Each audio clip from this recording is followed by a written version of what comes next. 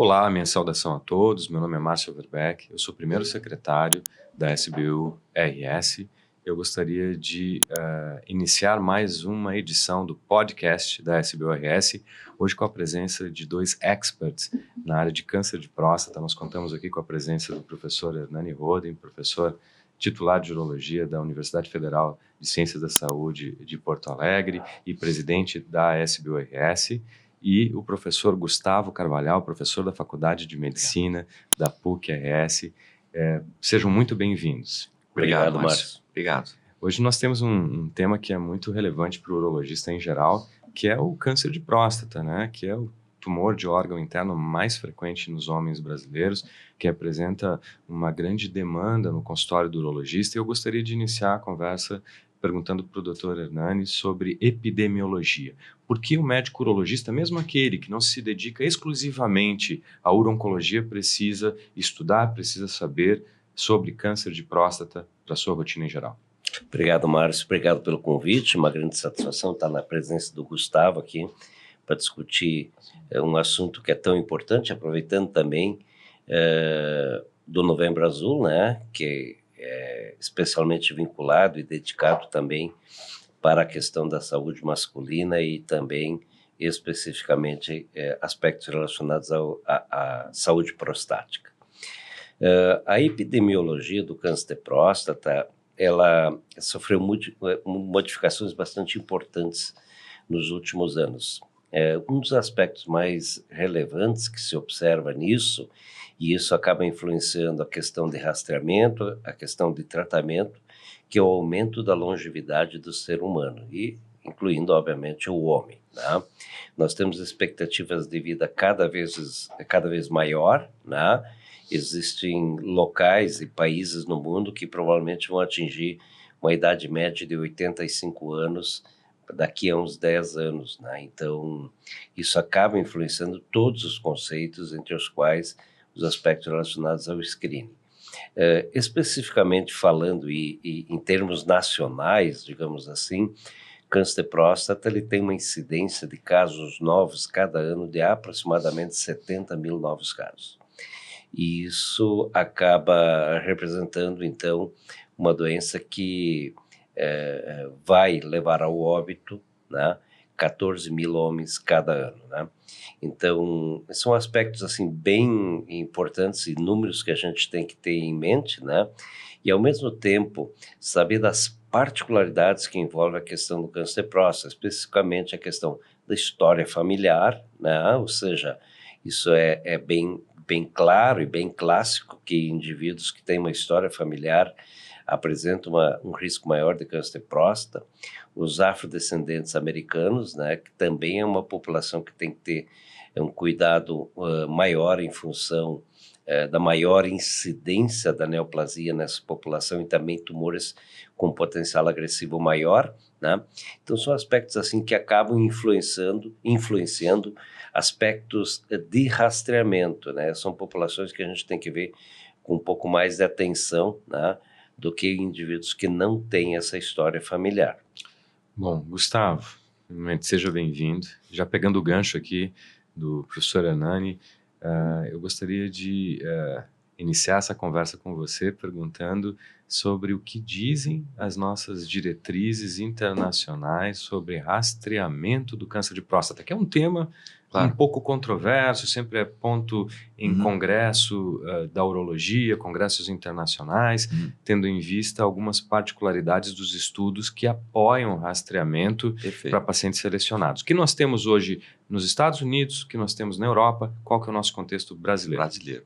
Excelente pergunta, Márcio, né? É um tema sempre ainda controverso, infelizmente, porque hoje há evidências inequívocas de redução da mortalidade por câncer de próstata em países em que se fez algum tipo de tentativa de prevenção secundária, né, que é o que a gente chama de rastreamento de câncer de próstata de uma maneira mais genérica.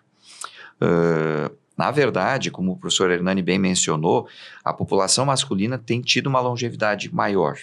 E se esperaria que aumentasse a mortalidade por câncer de próstata nas últimas décadas, uma vez que nós estamos vivendo mais, e o câncer de próstata ele é cada vez mais prevalente com o aumento da idade do homem.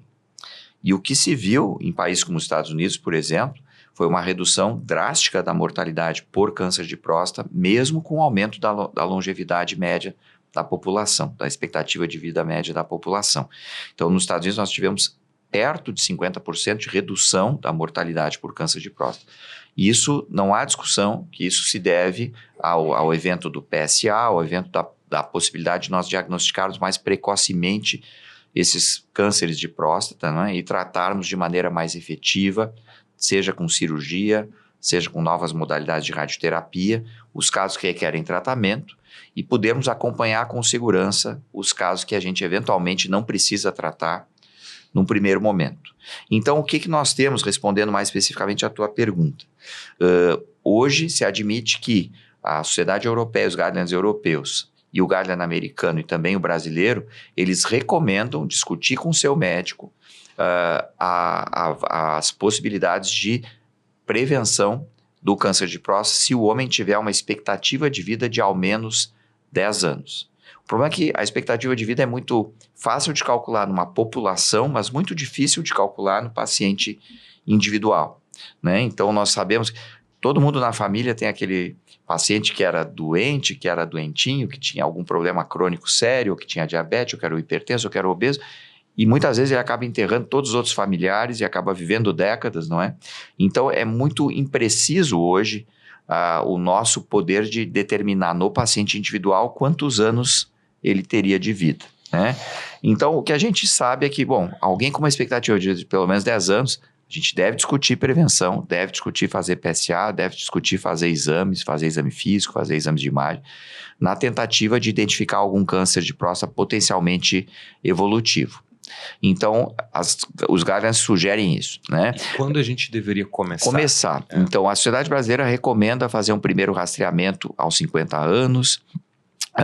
A Sociedade Americana e Europeia recomendam você fazer em torno dos 45, 50 anos e, se houver fatores de risco, ou seja, uma história familiar positiva, história de câncer de mama na família materna, de você começar, ou então a afrodescendência, começar aos 40 anos, porque nesses pacientes o câncer de próstata tende a ser muitas vezes mais precoce e mais agressivo. O NCCN, que é um guideline que nós usamos muito, talvez o mais acessado mundialmente em oncologia para diagnóstico e tratamento, ele recomenda, é muito interessante, Márcio, que, claro, se houver fatores de risco, como os mencionados, o paciente comece a fazer essa prevenção secundária a partir dos 40 anos de idade, mas que a gente deveria, em quem não tem fator de risco, lá pelos 45 anos, entre os 40 e 50 anos de idade, fazer o que se diz que é um midlife PSA, seria um PSA da meia-idade, que a pessoa nessa faixa etária, ela deve dosar um PSA. Se o PSA for abaixo de 0,9, ou seja, for 0,8 ou menos, e não houver nenhum fator de risco, talvez essa pessoa possa começar a fazer o rastreamento aos 50 anos e talvez a cada 3, 4 anos, não precise vir todo ano para fazer uma checagem. No entanto, se ela tiver fatores de risco, ou se o midlife PSA for acima de se for 0,9 ou mais, não é? Esse paciente deveria ser visto pelo menos a cada 1, 2 anos, já de uma idade mais precoce, que aumentam as chances desse indivíduo ter diagnosticado um câncer de próstata clinicamente significativo. Muito interessante a questão da NCCN, e você teve a possibilidade de trabalhar conjuntamente na adaptação, né, então, do guideline para a realidade brasileira, Gustavo. Comenta rapidamente para a gente sobre isso. Esse ano eu tive a felicidade de participar, junto com outros colegas do LACOG, né, oncologistas, urologistas, radioterapeutas do país, a uma iniciativa que a NCCN tem tomado junto aos outros países, não é, outros continentes, de adaptar os guidelines do NCCN às realidades locais, porque elas são muito diferentes. Então, por exemplo, o NCCN americano, ele nem sempre ele se adapta à realidade da Latinoamérica. O NCCN se deu conta que, na verdade, eles têm em torno, Márcio, de 15 milhões de downloads, de acessos para download do NCCN por ano. E mais da metade desses acessos, desses downloads que são feitos anualmente, o NCCN é gratuito, a gente pode se logar e se inscrever no NCCN no aplicativo do celular, pela internet ou no computador, e mais da metade desses acessos, então, são em países que não estão nos Estados Unidos da América. né? Então, a Latinoamérica, a Europa, a Ásia, e essas realidades são distintas. Então, o que nós fizemos, né, foi um trabalho muito educativo para mim e para os outros colegas brasileiros também, poder participar com esse pessoal, não é, de guidelines. O guideline é perigoso, não é, Márcio? Porque ele não pode ser exclusivo de alguns tratamentos, ele tem que dar diretrizes, mas muitas vezes as diretrizes são genéricas. A gente, não é o paciente, o oncologista, o urologista vão decidir pelo tratamento de acordo com peculiaridades do paciente individual ou de preferências individuais. Então, a gente tem que fazer uma inclusão e adaptar isso às realidades nacionais. Então, no nosso caso, nesse ano que a gente trabalhou, foi, na verdade, referendando várias das recomendações americanas e adaptando outras à nossa realidade. Por exemplo, tratamento sistêmico, considerar a orquiectomia. No Brasil, a PAC, que seria a verba, não é, né, que a gente tem para usar no SUS para tratamento sistêmico do câncer de próstata, por exemplo, ela não inclui o tratamento duplo, que seria bloqueio androgênico mais um novo agente hormonal, que hoje é a regra no tratamento da doença sistêmica, né? A recomendação mais geral. No entanto, se a gente fizer a orquiectomia, cabe na PAC a abiraterona, por exemplo, ou um desses novos agentes hormonais, não é? Então, isso foi incluído na nossa recomendação, assim como a exclusão de algumas coisas que nós não temos no nosso mercado nacional, como, por exemplo, o Decipher, né, um teste genético, né, que a gente não dispõe aqui, então isso saiu da adaptação brasileira do guideline. Perfeito, professor Gustavo. Eu queria fazer um adendo aí ao que o Gustavo falou. A Task Force na americana, ela muda constantemente as suas recomendações, em função justamente do impacto da não realização do rastreamento. Em 2012, a versão 2012 da Task Force, ela se colocava frontalmente contra fazer rastreamento ou medida de PSA. Né? Em 2018, a última versão deles, eles já mudaram, né? Principalmente pelo estudo do EORTC, que é o estudo europeu. É o ERSPC, que é o European Research. Que era aquele estudo grande. O americano, ele foi desclassificado, né? Até foi recomendado que não fosse mais considerado, mas o europeu sim, porque ele continua acompanhando os pacientes, e era o Fritz Schroeder, que era o PI, né, desse estudo. E eles mostraram de uma maneira assim, bastante clara que à medida que vai sendo acompanhado essa população, diminui o número necessário de pacientes que têm que ser avaliados, investigados e tratados para impactar na mortalidade de um. Aí a Task Force já mudou a sua recomendação, dizendo justamente isso que o Gustavo falou, ou seja, o rastreamento ele tem que ser individualizado e tem que ser discutido com o paciente. Logicamente, colocando então, novamente, ressaltando os fatores, os aspectos assim da história familiar, aspectos étnico-raciais, e, enfim, pessoas assim que têm um risco maior. O que se viu, né, isso que o professor Hernani falou é absolutamente pertinente. Nós tivemos um exemplo, né, de vida real muito recente na questão da Task Force. A Task Force, né, Dani, ela veio à baila no governo Obama, que estava tentando cortar gastos, conter gastos, né, com saúde pública nos Estados Unidos, né? Então, ele fez o programa todo da saúde pública, né? Ele começou a fazer iniciativas nesse sentido, e uma das coisas era para poder ampliar a saúde pública mais universalizada nos Estados Unidos, seria cortar gastos de alguma forma com ela. E então foi feito esse task force norte-americano, né, do serviço preventivo de doença, saúde preventiva, não é? Preventive Service Task Force americano 2012, sem nenhum urologista, sem nenhum radioterapeuta, sem nenhum oncologista, não é? E a recomendação naquela ocasião, levando muito em conta o estudo americano do PLICO, né, que era o estudo de prevenção norte-americano, que foi desconsiderado, porque eles comparavam quem já tinha feito screening com quem já tinha feito screening, então aí não houve diferença mesmo. Então, na verdade, os dados foram mal avaliados, a meu ver, nesse estudo, e logo a seguir, em 2016, houve publicações mostrando o aumento nos Estados Unidos em curto espaço de tempo de doença metastática. As pessoas começaram a chegar mais com doença avançada. O que levou a uma mudança novamente. E a mudança em 2017 se refez o guideline, 2018 se repetiu, já reconfigurando a recomendação dessa Task Force norte-americana, não é, que sugere que seja discutido sim com o seu médico, se você tiver uma expectativa de pelo menos 10 anos de vida, a possibilidade de uma prevenção secundária. A ASCO, que é a American Society of Clinical Oncology, nunca falou contra a prevenção, né, secundária do câncer de próstata, né? Só essa Task Force que voltou atrás. Então, na verdade, a American Cancer Society, a ASCO, a Sociedade Brasileira de Urologia, IAU, a gente contextualiza a questão da prevenção secundária do câncer de próstata, mas o segundo câncer que mais mata homem não pode ser desconsiderado, né? Então, a gente tem que oferecer para o nosso paciente a oportunidade de uma prevenção secundária. Aproveitando... Isso é interessante, ele é o segundo. Sim, imortalidade. Mas daqui a 10 anos, se não me engano, tem essa demonstração que o que mais mata é o câncer de pulmão. Isso. As curvas, elas estão se aproximando. E câncer de próstata, daqui a 10 anos aproximadamente, vai superar o câncer de pulmão, em termos assim, de mortalidade.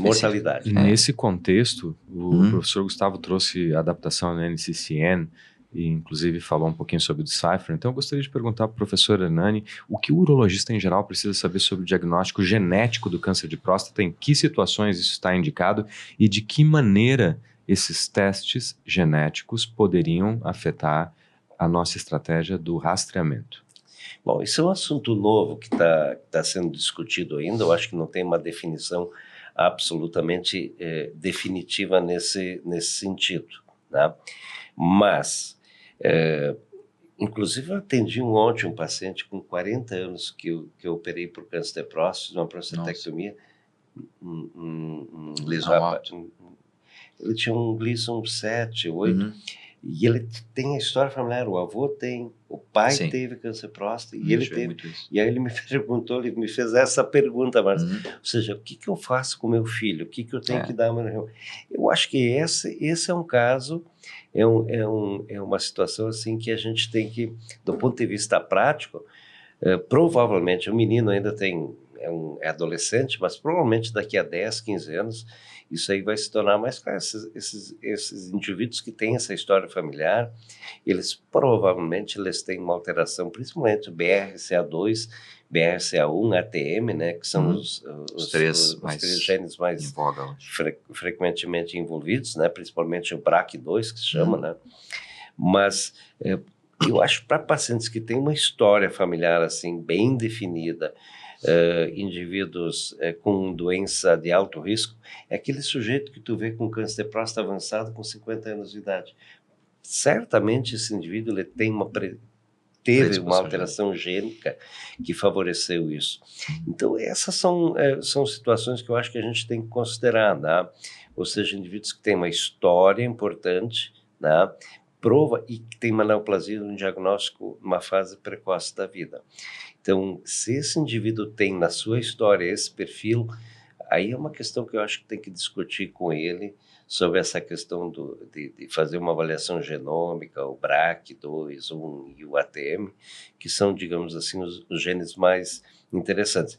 E isso eu acho que vai ganhar mais importância ainda, porque isso implica em alternativa terapêutica, né? Principalmente os inibidores da PAP, né? Ou seja, o Olaparib, enfim, são drogas aí que estão vinculadas principalmente para pacientes que têm essas alterações gênicas. Então, é um marcador para a doença precoce, agressiva e que tem um potencial terapêutico, a indicação de potencial terapêutico quando o indivíduo tem uma alteração gênica.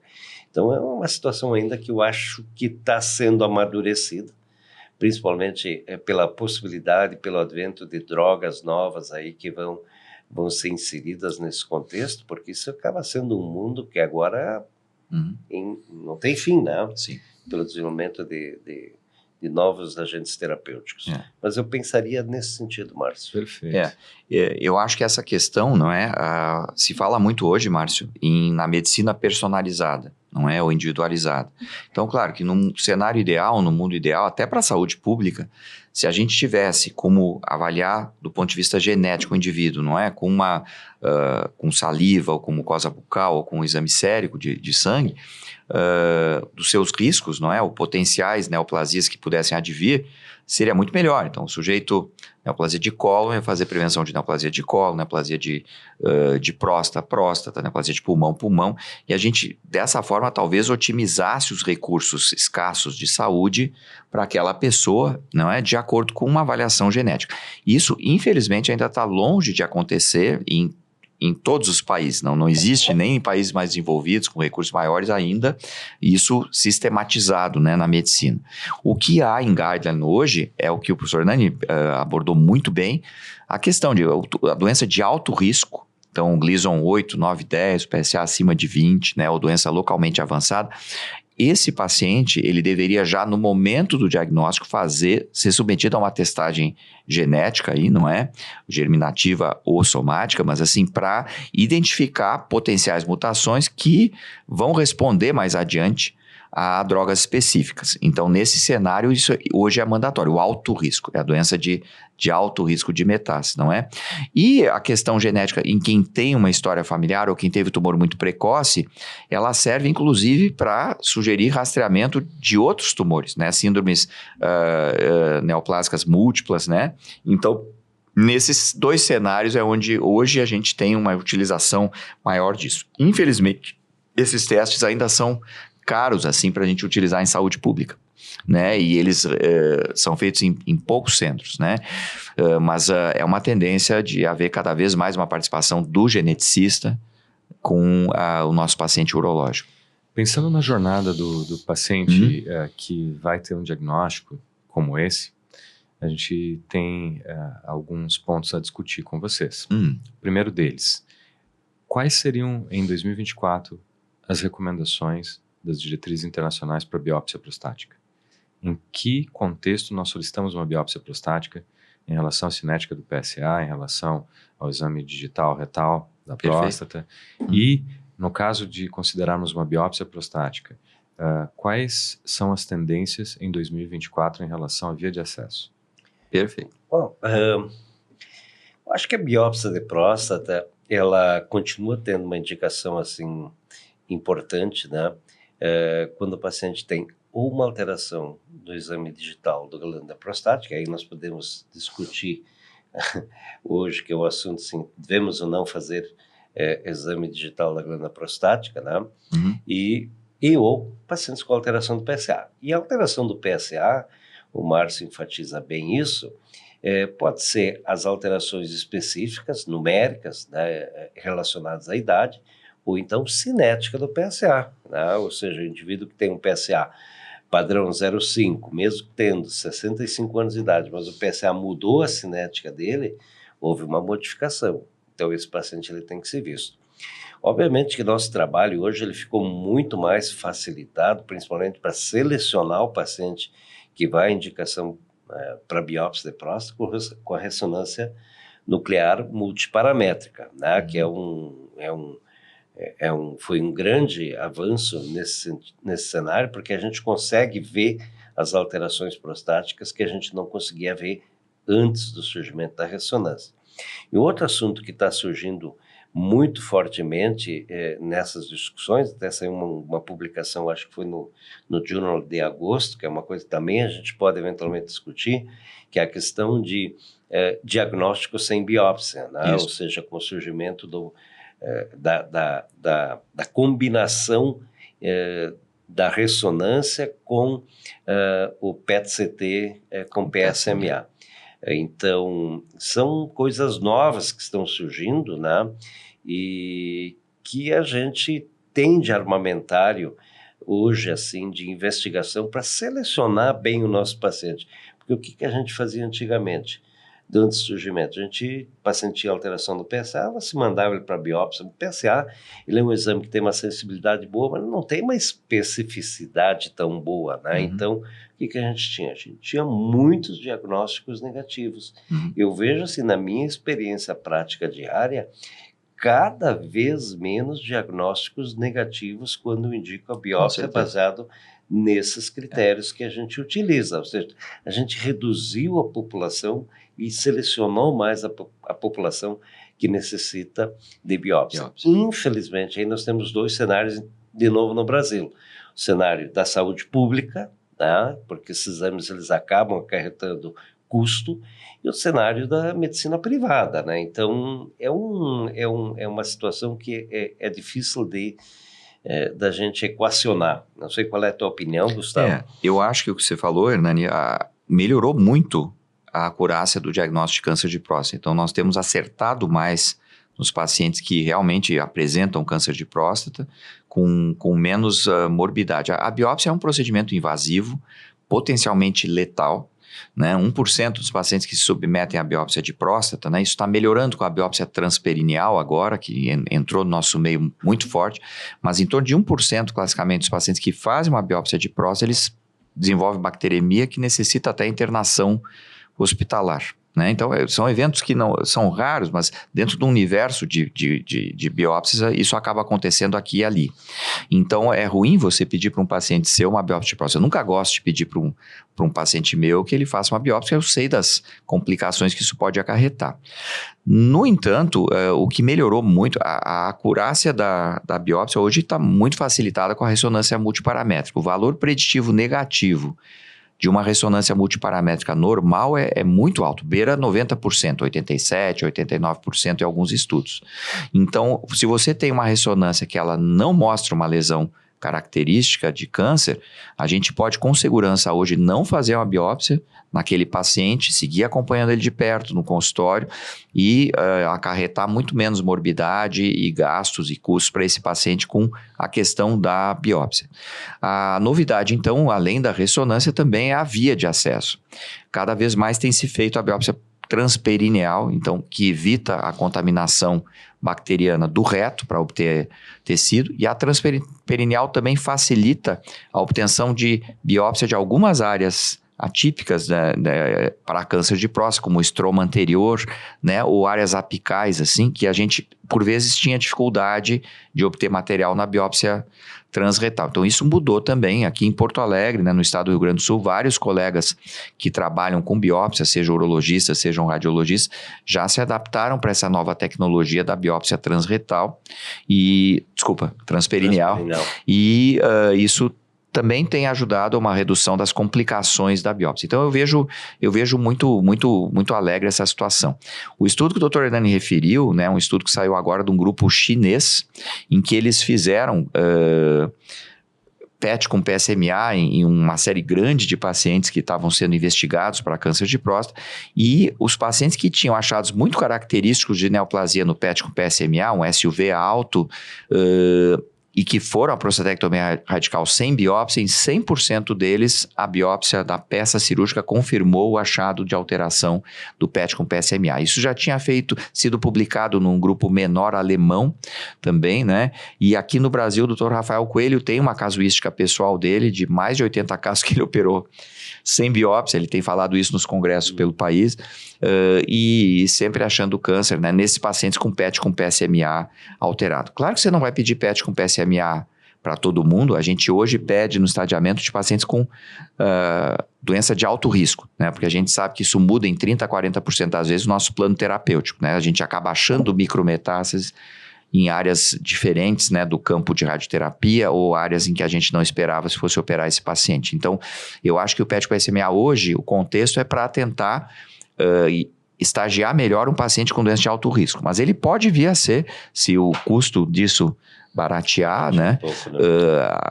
Pode ser que a gente tenha, daqui a alguns anos, se fizer esse podcast, Márcio, a gente esteja falando, não é de um exame único para diagnóstico, seria o PET com PSMA. Uma possibilidade de mudança do padrão de diagnóstico que com nós certeza temos em 2024. E, voltando à jornada do paciente com câncer de próstata, eu queria entender de vocês, que são especialistas reconhecidos internacionalmente nessa área, como vocês fazem para alinhar as expectativas que os pacientes com uma indicação de biópsia chegam no consultório, falando especificamente sobre a classificação de risco da neoplasia prostática. E isso me faz lembrar, Gustavo, dos trabalhos clássicos também do professor Lawrence Klotz, lá da Universidade de Toronto, sobre acompanhamento. Uma vez que muitas vezes os pacientes chegam no consultório, muitas vezes para uma segunda opinião, eu imagino que isso seja frequente no consultório de vocês também, nos quais nós identificamos que o próprio paciente busca em fontes de informação talvez não tão confiáveis, como no próprio Google ou em outras fontes, o que se faz quando há um diagnóstico de câncer de próstata. Então, eu me lembro também dos congressos que, algum tempo atrás, se questionou se um Gleason 3+3 deveria ser chamado de neoplasia, câncer e tal.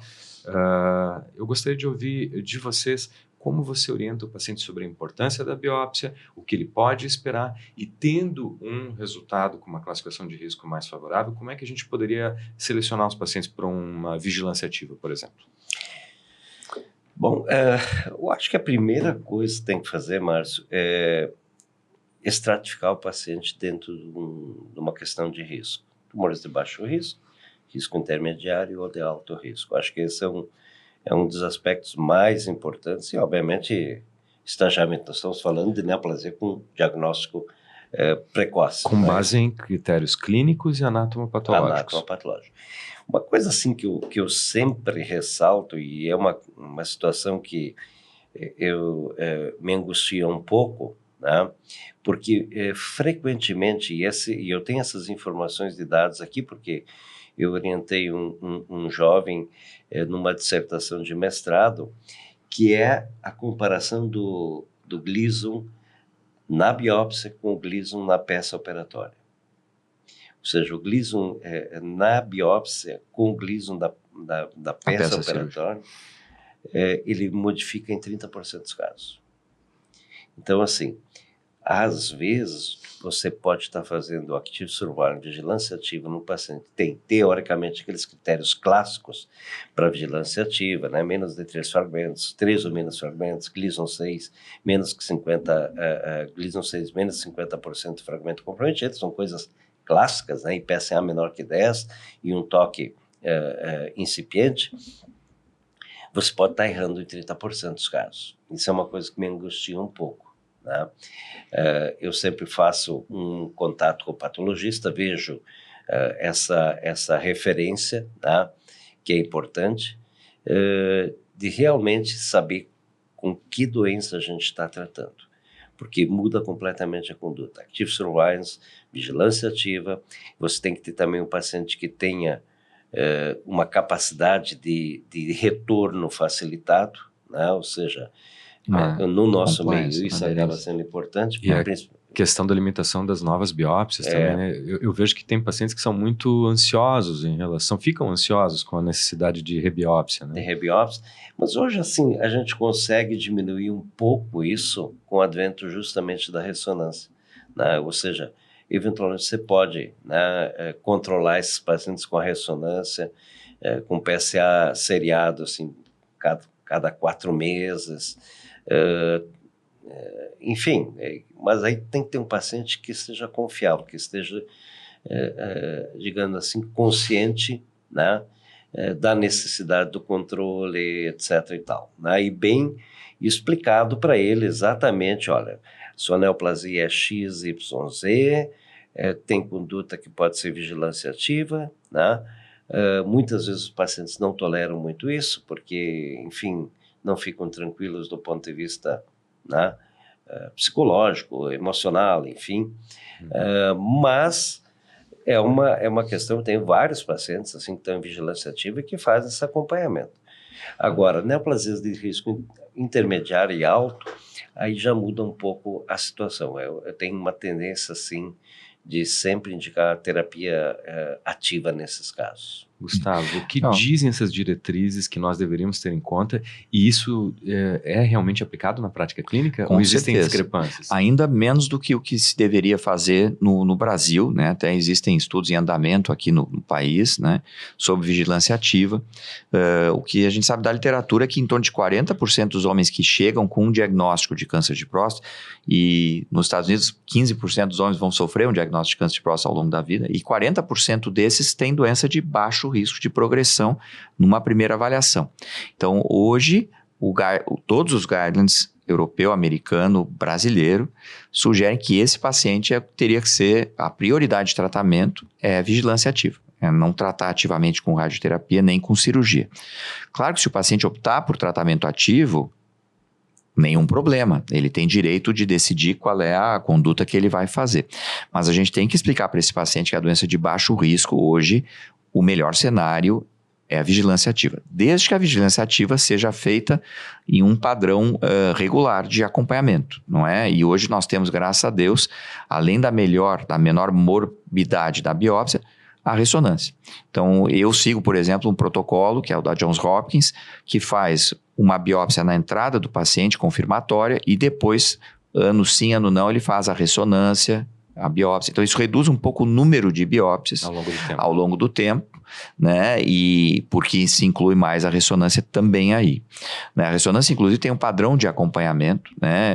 Hoje, né? Que a gente acaba dando scores, inclusive, de acompanhamento da ressonância.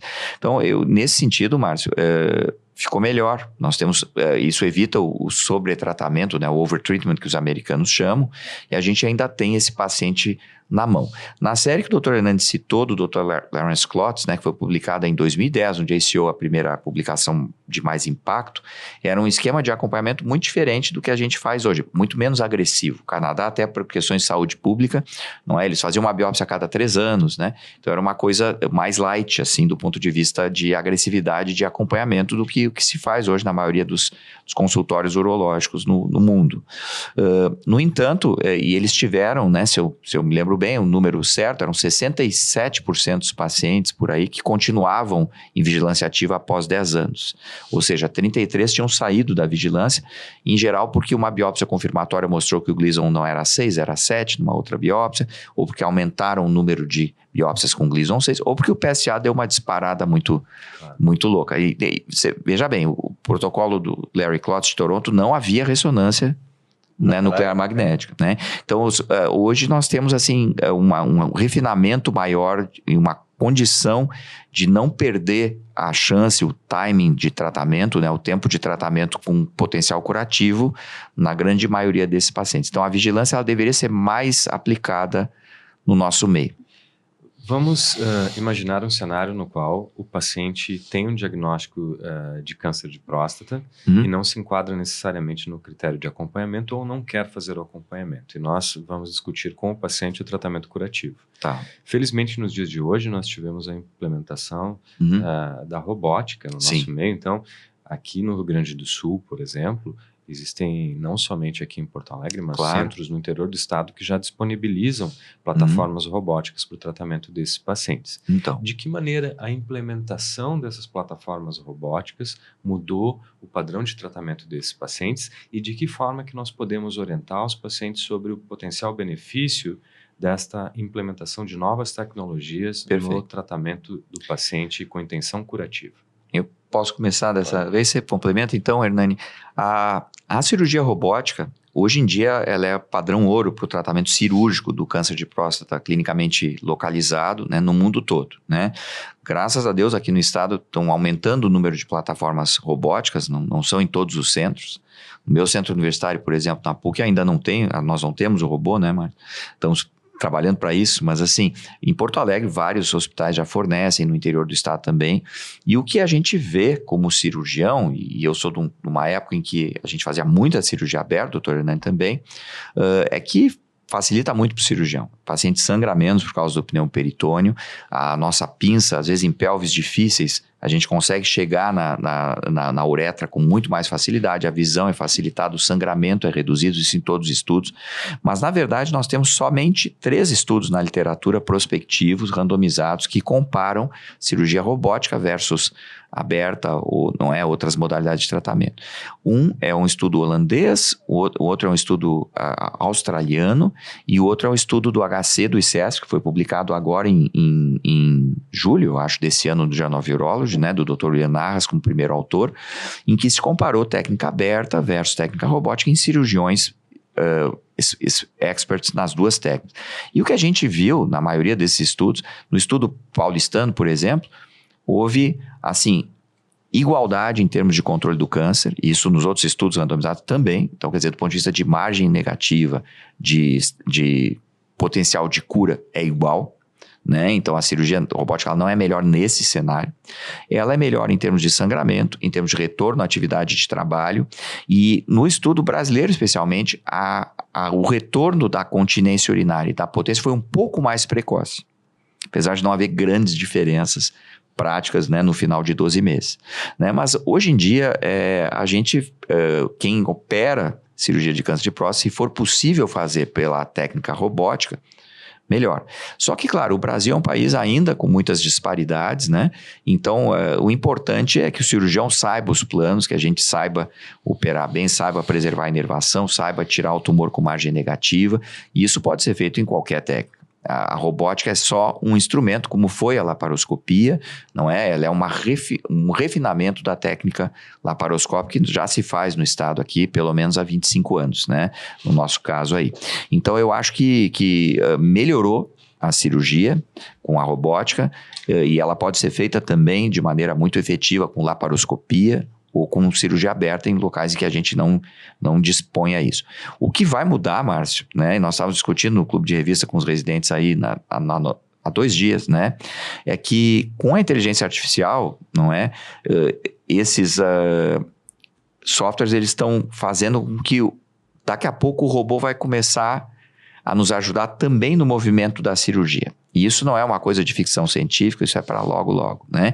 Então, por exemplo, a pinça vai travar. O carro que eu dirijo hoje, se eu sair da pista na estrada, ele dá uma tremidinha para me recolocar, para não me deixar sair da pista. Então, talvez a gente vai ter daqui a pouco, a tesoura chegou perto da veia ilíaca, ele vai limitar. Vai ser o superego do cirurgião. Vai, né? Ou talvez até nos substituir daqui a pouco. A gente não sabe, né? Mas isso são coisas para um futuro próximo, né? Não sei o que você acha, Hernani. Inteligência artificial vai dar uma nota no final para a tua cirurgia. Né? Isso ele provavelmente... mas eu tenho o aplicativo da Intuitive já nos dá isso. Você está nos top 10%. Eu já tenho isso no celular. Que nem aqueles karaokê, né? Mais ou menos isso. A gente é de uma era que a gente operava muito cirurgia aberta. A cirurgia aberta, ela continua tendo um valor grande, isso aí não é um desmerecimento nenhum. A gente está falando para colegas urologistas que não têm acesso à cirurgia robótica, o treinamento para isso, então não deve ser desconsiderada e desvalorizada. Né? Ou seja, óbvio que a democratização da cirurgia robótica, isso foi iniciativa muito importante, principalmente dos centros de treinamento que se dedicaram a isso. Hoje, 8 em cada 10 prostatectomias feitas na Santa Casa são por técnica com certeza, né? No meu consultório. Então, assim, tu vê que muda completamente. O cenário, né? Dessa situação. E eu concordo, eu acho que esse estudo do ICESP aí foi bem honesto e bem claro nesse sentido, ou seja, o controle oncológico foi similar. O que, na realidade, eu acho que a robótica traz grande vantagem é justamente a recuperação mais rápida, né? O paciente praticamente não sente nada no pós-operatório, você tem uma melhor preservação de estruturas que são importantes, a recuperação da continência, esses são aspectos que a gente vê no cotidiano, no dia a dia, né? Mas isso não quer dizer que o paciente não tem risco de ficar com uma sequela. Com certeza. Ou seja, uma coisa que tem que ser enfatizada, né? 2 em cada 3 pacientes continuam se queixando de disfunção erétil, ou que tem uma ereção que não é a mesma que eles tinham. Então, assim, cirurgia robótica vai te deixar absoluto. E depois, pode que não seja, né? Então, tem os aspectos positivos da cirurgia minimamente invasiva, mas tem que ser bem claro e bem objetivo e bem honesto com o paciente, explicando os riscos e benefícios. Eu acho que a robótica veio para ficar, né? Com certeza. E eu acho que vai ampliar esses outros aspectos da inteligência artificial, eu acho que vão se incorporando cada vez mais. E isso é bom, né? Então, que bom que a gente está nessa fase histórica aí. Não tenha dúvida.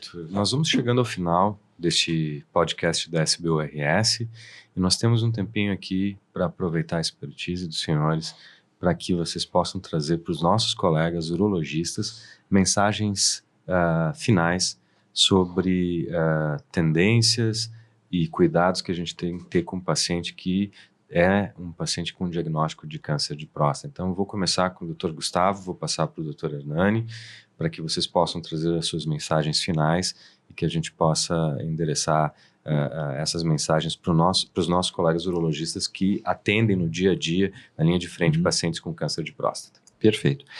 Acho importante, Márcio, lembrar para os colegas que o câncer de próstata é uma doença que o urologista trata.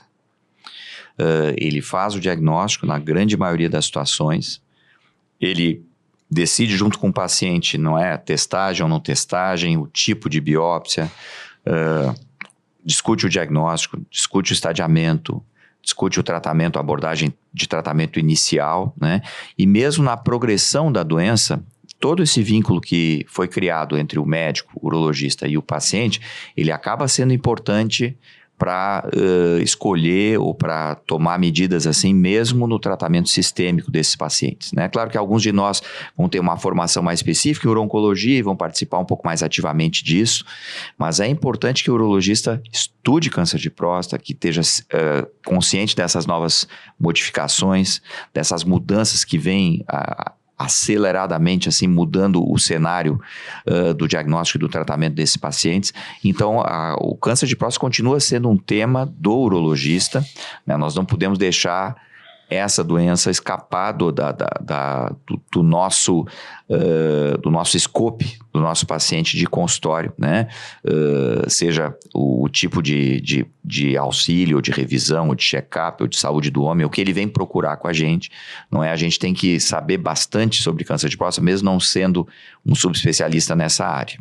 O cenário tem sido muito animador para câncer de próstata. Nós estamos fazendo muito menos mal aos pacientes com tratamentos desnecessários em doença de baixo risco, né? E nós estamos sendo muito mais eficazes em fornecer melhores resultados cirúrgicos, radioterápicos e medicamentosos a pacientes com câncer de próstata em vários estágios. Então, eu acredito que é uma doença que vai mudar muito nos próximos anos de abordagem, como nós comentamos já aqui hoje contigo.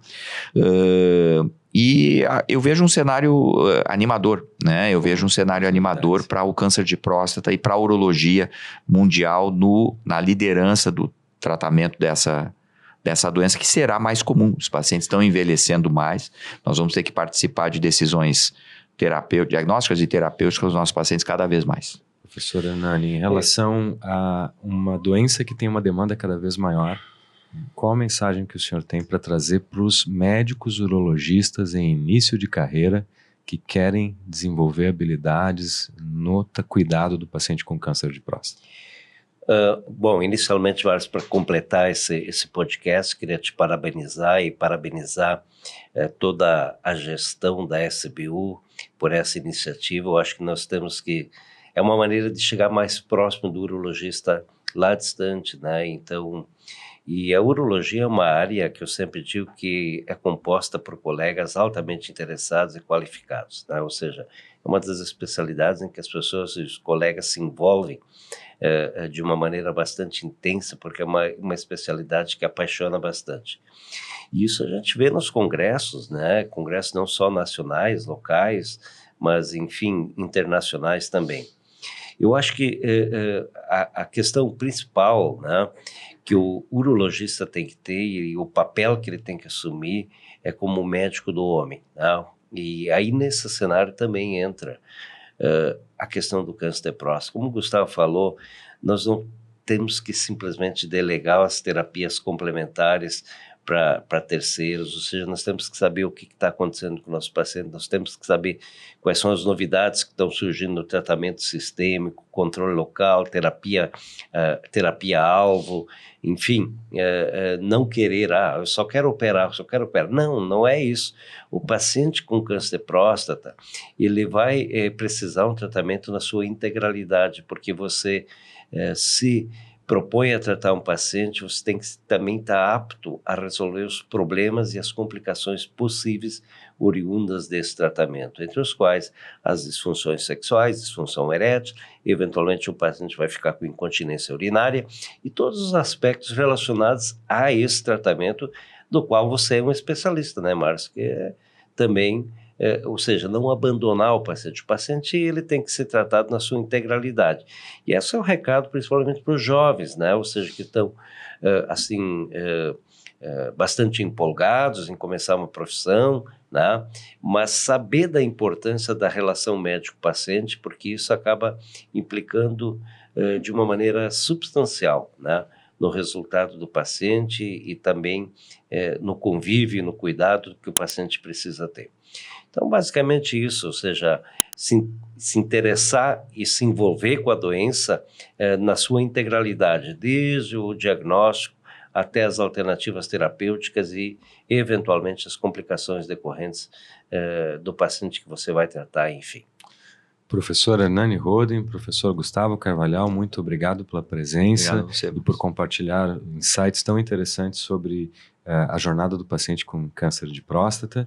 Eu convido os colegas urologistas da SBURS e os urologistas também dos outros estados da federação que não percam os próximos episódios do podcast da SBURS. Até a próxima!